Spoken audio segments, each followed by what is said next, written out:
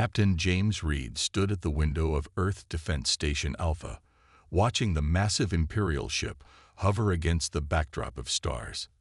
Its size was impressive, nearly 3 miles long and shaped like a dark arrow pointing at Earth's heart. But what made Reed smile wasn't the ship's size. It was how obviously its design focused on looking scary rather than being practical. "Captain, the Imperial Ambassador is ready for the meeting," said Lieutenant Wilson from behind him. Reed nodded, straightened his simple blue uniform, and walked to the meeting room. He didn't hurry. Let them wait a bit, he thought. The ambassador had demanded this meeting, after all. The meeting room was plain and small, just a table, some chairs, and a view of Earth below. Reed had chosen it on purpose. The Empire liked big, fancy rooms that made others feel small. Well, that trick wouldn't work here. The ambassador was tall and blue-skinned, wearing robes covered in so many metals they clinked when he moved. 2 guards stood behind him, holding weapons that looked more like art pieces than guns. "Captain Reed," the ambassador said, looking down his long nose. "I am Ambassador Lord First Rank, highest honor." He went on listing titles for almost a minute. "Just ambassador will do fine." Reed cut in, sitting down. "What can Earth do for you today?" The ambassador's face turned darker blue, probably anger, Reed guessed. "I represent the Galactic Empire, rulers of 200 star systems. We have come to offer Earth a chance to join our great empire peacefully." Reed leaned back in his chair. "And if we say no, then we will take your world by force, as we have done with all who resist." The ambassador smiled, showing teeth that looked like polished pearls. "Our fleet of 10,000 ships stands ready. Your weapons are primitive. Your defenses are basic. You have no allies. Surrender now, and your people will be treated well." Reed picked up a tablet from the table and started typing. "Are you taking notes?" the ambassador asked, confused. "Nope. Just checking something." Reed turned the tablet around. On it was a picture of the Battle of Stalingrad. "See this? This was just humans fighting humans about 80 years ago. 800,000 people died.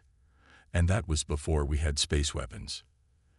The ambassador waved his hand. "Ancient history doesn't concern us.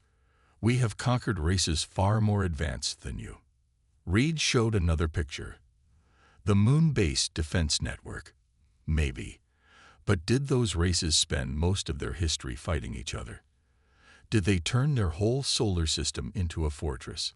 Did they scatter weapons in places you'd never think to look?" For the first time, the ambassador's confident smile wavered. "Here's something interesting," Reed continued, his voice friendly, but his eyes hard. "We checked our records. Your empire has grown by taking over peaceful trading worlds and farming colonies. You've never actually fought a real war, have you? We have the largest fleet in the galaxy." "Size isn't everything," Reed said, standing up.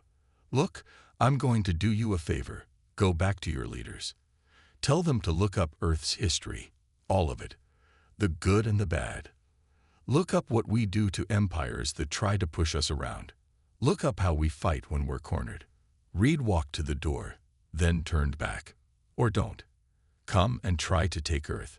But remember, we tried to warn you. Whatever happens next is on you." The ambassador stood, his robes rattling. "You dare threaten the Empire?" "Threaten?" Reed laughed. "No, sir. That was just friendly advice. If I was threatening you, I'd tell you that humans have been dreaming up ways to fight aliens for hundreds of years. We've got plans for everything. And I mean everything." He smiled. "Want to know the funny part? We're actually pretty nice once you get to know us. But if you push us, well, just remember I told you to run." After the ambassador left, Lieutenant Wilson turned to Reed. "Sir, was it wise to make them angry?" Reed watched the Imperial ship turn away from Earth. They needed to hear it. They think this is going to be easy because they've never met humans before. He shook his head. Poor bastards. They have no idea what they're walking into. Above Earth, the Imperial ship vanished into hyperspace, carrying a message that would make the Empire very, very nervous. Humanity's first contact with the Galactic Empire was over. The real trouble was just beginning. Admiral Thomas walked into the massive hall of the Imperial Central Command with a small metal box under his arm. The Empire's top military leaders sat in rising tiers around him, their decorated uniforms glinting under the bright lights. They looked down at him like hawks watching a mouse. He didn't mind. Let them feel powerful for now.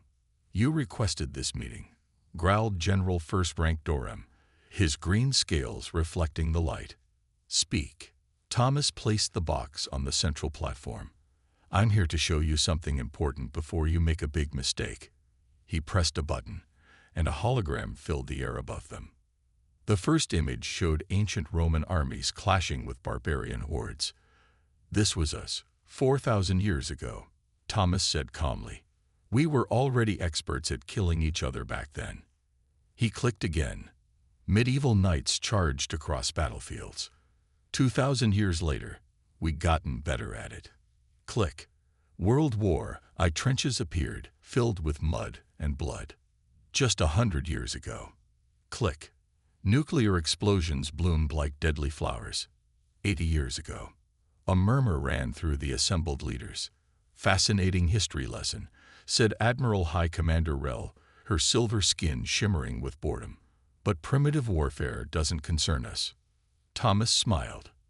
"You're right. Let's look at something more recent." The hologram changed to show modern space battles.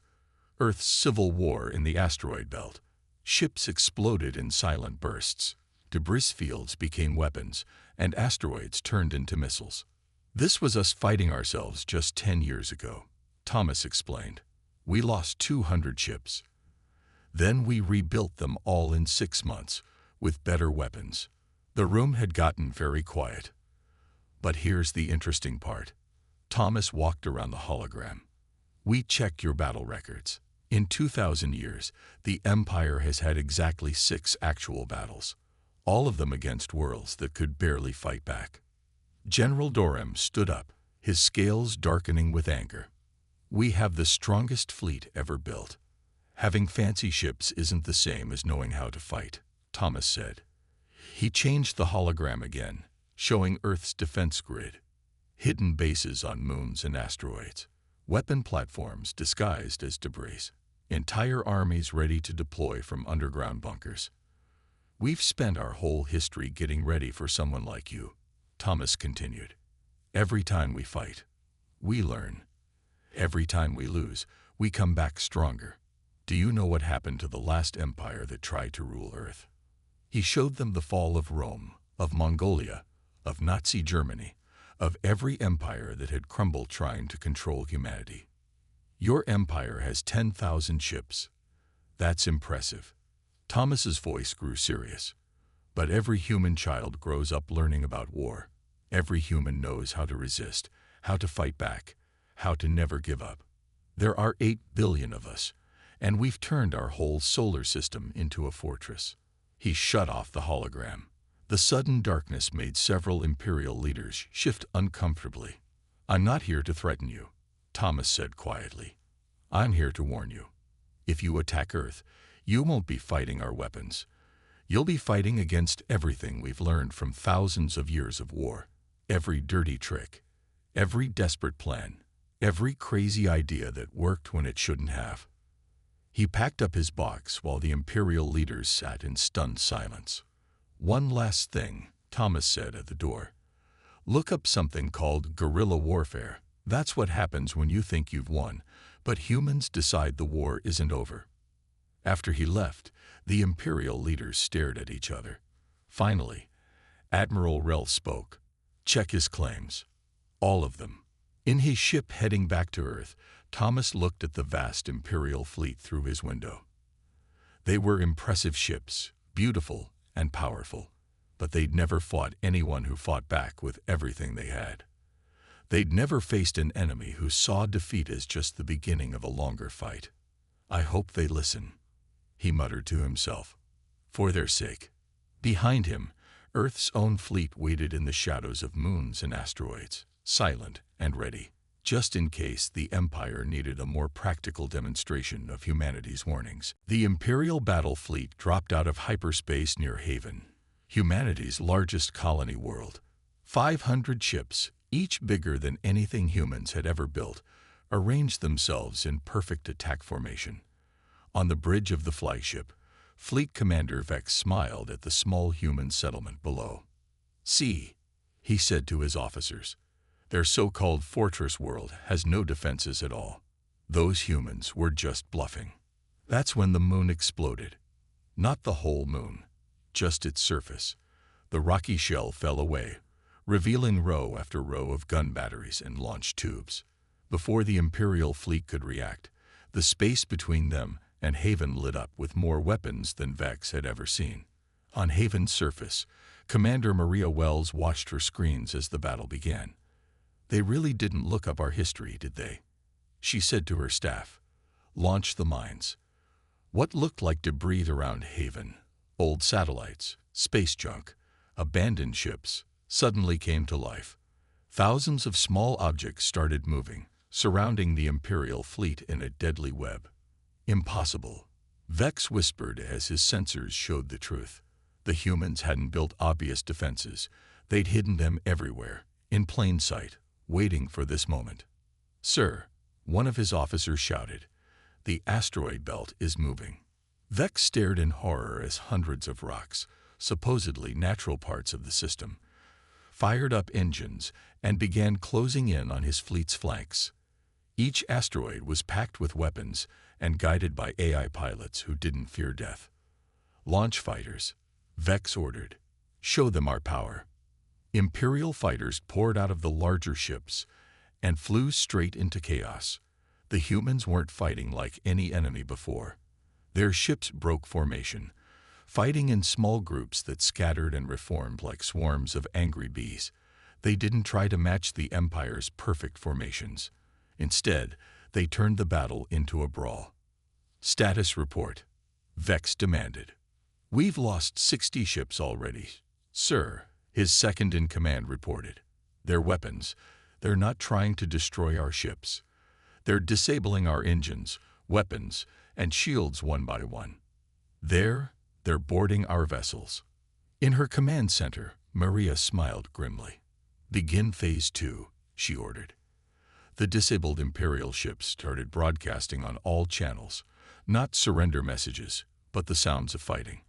The Empire's crews faced human Marines in powered armor, experts in close combat trained for exactly this scenario. "This is madness," Vex muttered as more reports came in. His perfect fleet was being torn apart, not by a stronger enemy, but by one that had prepared for everything. The humans had turned their whole system into a trap, and he'd sailed right into it. "Sir, look," an officer pointed at the main screen. The moon base had opened new doors, revealing massive hangar bays. But instead of ships coming out, there were construction bots. "They're collecting our disabled ships," someone reported in disbelief. "They're stripping them for parts while the battle is still going on." Maria watched the salvage operations with satisfaction. "Waste not, want not," she said. "The Empire just donated a lot of nice technology to Haven's defense force." After 3 hours, it was over. Of the 500 Imperial ships, 200 were captured, 200 were destroyed, and the rest were running away as fast as their engines could carry them. Haven's actual defenses, the ones hidden under the planet's oceans and deep in its mountains, hadn't even been needed. "Send a message to Earth," Maria told her communications officer. "Tell them the Empire's first attack force has been dealt with, and send another message to the retreating Imperial ships." On his crippled flagship, limping away from the disaster, Vex received the transmission. It was short and simple. "We warned you to look up our history. This is how humans fight when we're defending our homes. The Empire has 2 choices now. Learn from this mistake, or keep fighting and learn why every species that ever tried to conquer humanity ended up regretting it. Your call." Vex looked at his ruined fleet and the human system growing smaller behind him. They had to warn Central Command. These humans weren't just warriors. They were worse.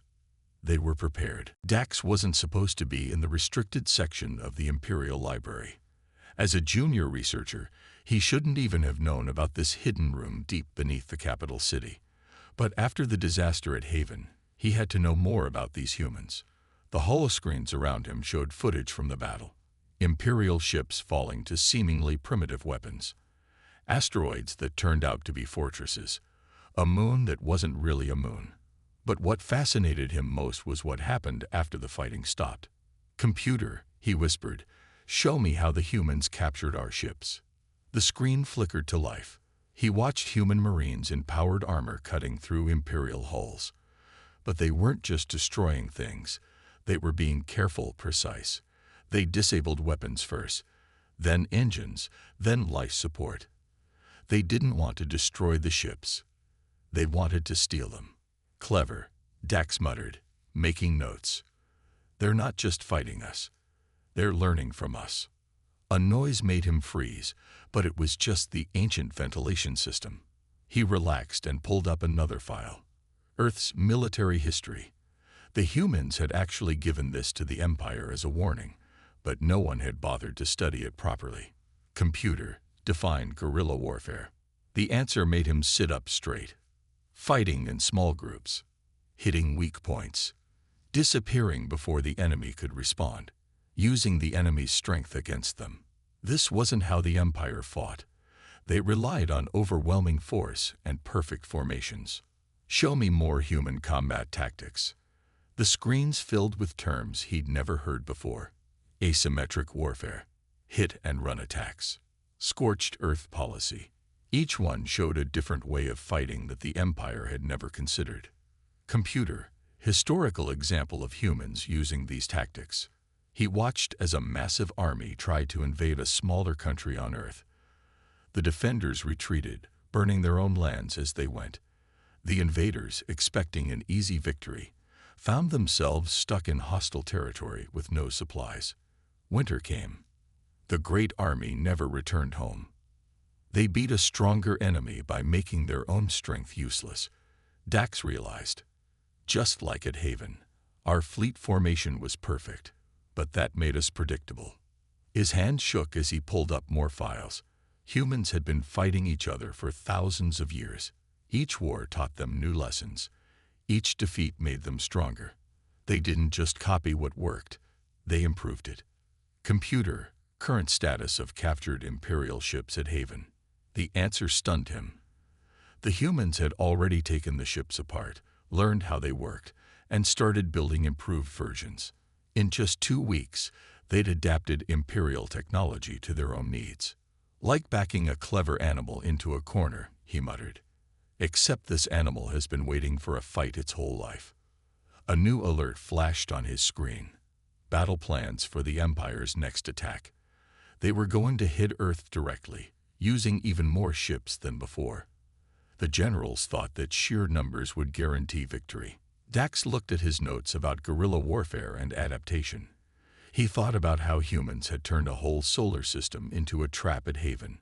What had they done to their home system with hundreds of years to prepare? He had to warn someone. But who would listen to a junior researcher? The Empire had never lost a war before Haven. They didn't know how to learn from defeat, but humans had been doing exactly that for their entire history. "Computer, save all files about human combat tactics." Authorization. Research Delta 9. As he gathered his evidence, Dax glanced at one last screen. It showed a quote from an ancient human leader. "The supreme art of war is to subdue the enemy without fighting." The Empire was about to attack an enemy that had spent thousands of years mastering every kind of warfare imaginable, and they still hadn't learned their lesson. "We're not ready for this fight," Dax whispered to himself. "We've never been ready." Above him, the Imperial capital gleamed with power and pride. But for the first time in its history, the Galactic Empire was about to learn what it meant to fight an enemy who had turned losing battles into an art form. The real war hadn't even started yet. The largest fleet in Imperial history emerged from hyperspace at the edge of the Sol system. 5,000 ships in the first wave, another 5,000 right behind them. Fleet Master Chorus stood on his command bridge, watching his perfect armada spread out across space. "Now they'll see true Imperial power," he said. "Begin the advance." On the bridge of his much smaller ship, Commander Alex Parker watched the Imperial fleet approach. His vessel was hiding in the shadow of a small asteroid, one of hundreds of human ships scattered across the system in seemingly random positions. "They still think size matters," he said to his crew. "Signal all units. Operation Hornet's Nest is go." The Imperial fleet moved forward in textbook formation. They expected resistance like they'd met at Haven. They were ready for hidden weapons and fake asteroids. They weren't ready for what actually happened. Nothing. No attacks. No weapons. No resistance at all. "Sir," Chorus's second-in-command reported, "we're detecting no human fleet activity. Their defense stations are empty. Even Earth's orbital platforms are unmanned." Chorus frowned. This wasn't right. "Where are they?" That's when the first supply ship exploded. At the back of the Imperial fleet, where the support vessels carried fuel, ammunition, and supplies for the long campaign, chaos erupted. Small human ships appeared from nowhere, struck fast, and vanished again. They weren't attacking the warships at all. They were cutting off their supplies. "Protect the supply lines," Chorus ordered, but his massive warships were too slow to catch the nimble human vessels. Every time the Empire concentrated their forces, the humans disappeared only to strike somewhere else. Commander Parker smiled as another fuel tanker went up in flames. "Begin Phase 2, he ordered. Across the solar system, hidden transmitters activated. The Imperial fleet's communications filled with ghost signals, false orders, and confusing data. Ships began responding to commands that were never given. "Sir," an Imperial officer shouted, "our forward units are reporting attacks, but we can't see any human ships on sensors." "Because they're not using ships," Parker muttered to himself. His teams had spent months placing small, automated weapons on asteroids and space debris. Now those weapons activated, striking from every direction at once. The Imperial formation began to break. Ships turned to face threats that vanished before they could fire. Others chased sensor ghosts into prepared ambushes. The perfect formation dissolved into chaos. "This is impossible," Chorus raged. "We outnumber them 10-1. "Numbers mean nothing if you can't hit your enemy," Parker said to his crew. "Launch the drones." Thousands of small, unmanned craft swarmed out from hidden bases across the system. They weren't heavily armed, but they didn't need to be. They just needed to force the Imperial ships to waste ammunition shooting at them. "Sir," Chorus's tactical officer reported, "our ships are running low on fuel and ammunition. The supply lines are in chaos. We're getting reports of human boarders on multiple vessels, but we can't find their main fleet anywhere." Parker watched his screens as the mighty Imperial armada started to come apart. Ships were running out of fuel, weapons were running dry, and confusion spread through their ranks like a virus. "Final phase," he ordered. "Show them our real fleet." From behind the sun, hidden by its glare, the actual human battle fleet finally appeared. Not scattered small ships this time, but heavy warships built using technology learned from the captured Imperial vessels at Haven. They were fewer in number but designed for exactly this moment, when the Empire's fleet was tired, confused, and running low on supplies. "We never intended to fight their whole fleet at once," Parker explained to his bridge crew. "We just had to make them waste their strength. Now we can take them apart piece by piece." The battle that followed wasn't even close. The Empire had brought a massive fleet for a massive battle. Instead, they got 1,000 small defeats that added up to one huge disaster. As his flagship's alarms blared, Fleet Master Chorus finally understood. The humans hadn't just prepared defenses. They'd planned exactly how to make a huge fleet defeat itself. "Signal all ships," he ordered bitterly. "Retreat." But by then, it was already too late. Dax stood before the massive golden doors of the Emperor's private study, clutching his research files. After the disaster in the Sol system, they had finally agreed to hear him out. Two guards watched him with suspicious eyes as he waited. The doors opened silently. Inside, the Emperor sat at a simple desk, looking older than Dax had expected. Holograms floated around him, showing the latest battle reports. The Empire had lost more ships in one day than in the last 1,000 years. "Speak," the Emperor commanded. His voice was tired. Dax activated his holographic display. "Your Imperial Majesty, I've been studying human warfare. What I've found explains why we keep losing." He showed footage from the recent battle. "Look at how they'd fought. They didn't try to match our strength. They turned our own size against us." The Emperor leaned forward. "Explain." "Humans don't fight like any species we've ever met." Dax changed the display to show Earth's military history. Most races develop better weapons as they advance. Humans, they develop better strategies. Every time they lose a battle, they learn from it. They've had thousands of years of practice at being the underdog. He showed clips from ancient human battles, then modern space combat. "See the patterns. They're still using ideas from their oldest wars. Hit the enemy's supplies. Confuse their communications. Turn their formation against them. We think having the biggest fleet means we'll win. They think having the smartest plan means they'll win." The Emperor watched in silence as Dax explained how humans had taken Imperial technology from Haven and improved it in ways the Empire had never considered. How they'd studied Imperial tactics and found ways to counter them. How they treated war like a science, always experimenting, always learning. "This is from their own military archives," Dax said, showing a new image. "They have a saying, 'The more you sweat in peace, the less you bleed in war.' While we were conquering peaceful worlds, they were preparing for exactly this kind of fight." "But why?" the Emperor asked. "Why spend centuries preparing for a war that might never come?" "Because they've never known lasting peace." Dax's voice was quiet now. "Their whole history is full of wars. They don't know how to stop preparing for the next one. And now we're giving them exactly what they've been waiting for. A chance to prove they can beat a bigger, stronger enemy." He showed the Emperor classified reports from the recent battles. "They're not just defeating us. They're studying us, learning our weaknesses. Every time we attack, they try new tactics. The ones that work, they keep. The ones that don't, they improve. We're not just fighting their weapons. We're fighting against every lesson they've ever learned about warfare." The Emperor stood and walked to the window. Beyond it, the capital city stretched to the horizon, peaceful and prosperous. The Empire had never lost a war before. They'd never needed to learn from defeat. "And what happens if we continue this war?" he asked. Dax swallowed hard. "They'll keep getting better. They'll keep learning.